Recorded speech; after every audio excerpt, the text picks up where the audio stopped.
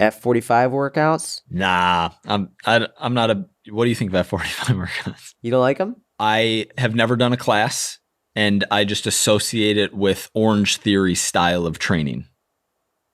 If I'm wrong there, tell me the difference between the two. So Orangetheory, and from what I believe, is like half treadmill, half weights, right? So it's like they do like or some percentage of yep. Something like that. Sort of like Barry's Bootcamp, which candidly, I think they're really fun. Like I enjoy those workouts.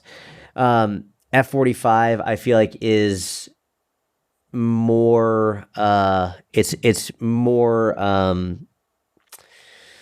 more weight based, and they'll do conditioning, but like not as much. I'd say it's probably a little bit more athletic based. With that being said, I really like these types of workouts for the average person. For the average individual, I think F45 is great, Barry's is great, Orangetheory is great. I think they're all fantastic.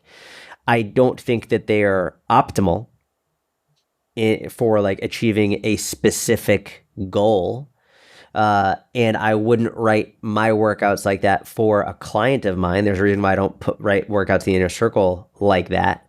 But I look at them as number one, they have amazing communities. Like the people in those communities, they often develop incredible relationships built around fitness and health, getting up early, training, or whenever they work out, but they have a group that they train with, and that's part of their community, which I love. They do focus on progressive overload. They do improve your overall. Yeah, they do. My wife took F45 for a couple of years.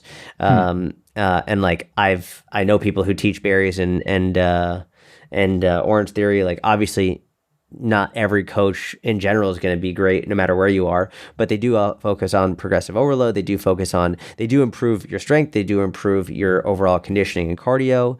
And the way that I look at it is that if nothing else, they're going to get the average person significantly healthier.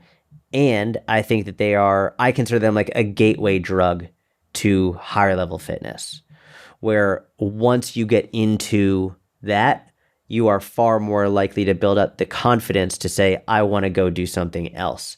So I don't agree with everything that they do, but I agree with far more than I disagree.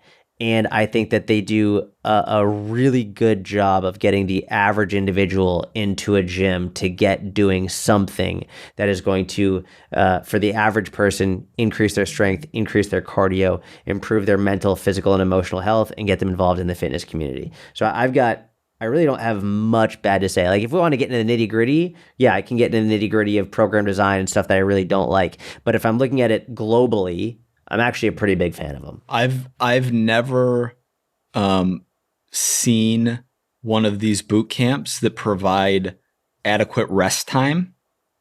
Like, I don't think I've ever even seen one with more than a 1-to-1 work to rest ratio. And the goal of the people going there isn't to improve I shouldn't say that. Everyone who's ever come to me and talked to me about it, their primary goal is I want to lose body fat. I want to look better. I want to feel better. It's not, I want to take my VO2 max from like the 75th percentile to the 90th percentile. No one I've talked to is trying to do that. And so the main thing is this obsession with calorie expenditure via the class, where that should be 0% of the focus. Like if you're trying to create a caloric deficit, you're doing it through nutrition. You're not doing it through micromanaging a bad estimate of calories burned during this 1 hour a week. And my second main criticism, which is definitely lesser, and there's a higher variance here, meaning some classes do a really good job and some classes don't do a good job, are on proper technique, solid exercise selection, and having a coach or instructor who is making sure that everyone is performing the moves correctly and not hurting themselves. But my first critique, the main one, is just for people who are trying to get leaner and look and feel better, it's not the proper way to work out. I struggle with that because, I mean, there are many people who do those workouts and they get leaner and stronger. I don't think it's optimal. But I can't deny that people are getting stronger and improving. I would imagine that they're improving their health and improving their bone density, improving their muscle mass.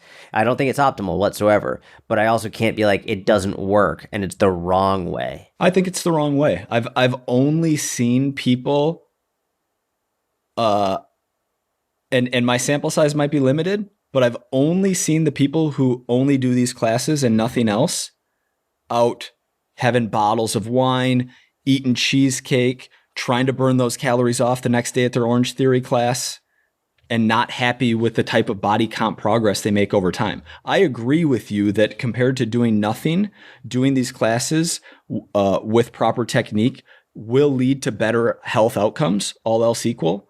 But in practice, I haven't seen people achieve their goals via these classes. Now, I've seen survivorship bias. I've seen people who are like workout fanatics who do these classes every single day, and they go to their own training in the afternoon, and they just love working out, have great physiques and impressive performance, and be very strong doing that.